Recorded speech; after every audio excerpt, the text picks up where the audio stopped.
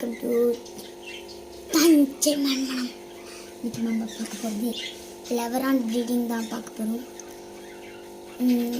நான் என்ன சொல்கிறேன், இது நான் ஃப்ளவர் ஆன் ப்ரீடிங் பற்றி சொல்கிறேன், கேட்டுக்கோங்க.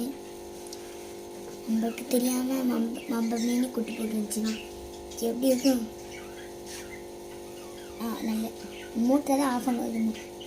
கடைக்காரங்களே அண்ணன் கொடுத்தாங்க, பெரிய சைஸ் தான். எப்படி இருக்கும்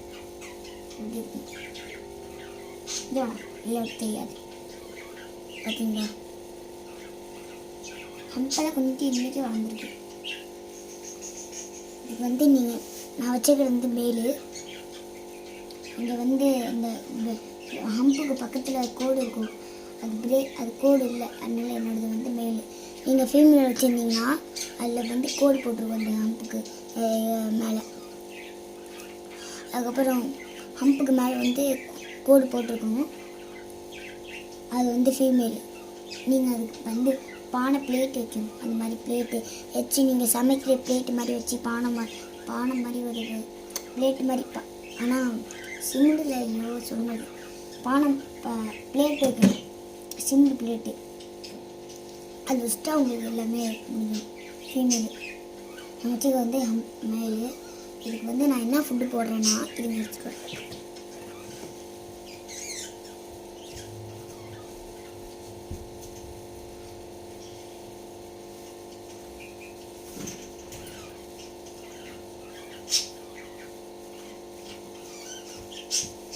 இது நான் இந்த ஃபுட்டு தான் போடுறேன். இப்போ நான் போடுறேன், எவ்வளோ அக்ரெசிவாக திங்கிறாங்க. இங்கே தான் நான் வழக்கமாக போடுவேன்.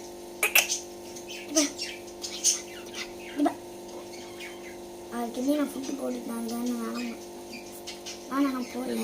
ஃபுட்டு எவ்வளோ பெருசாக இருக்க மட்டும் காமிச்சுக்கிறேன்.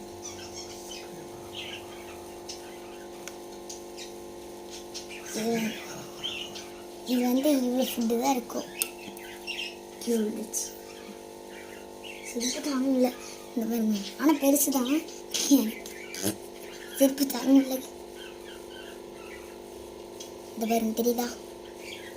கொண்டு இருக்கு.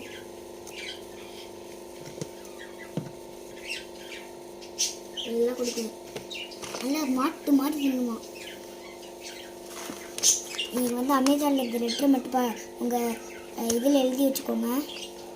உங்கள் இதில் வச்சு நேம் எழுதி வச்சுக்கோங்க. இதில்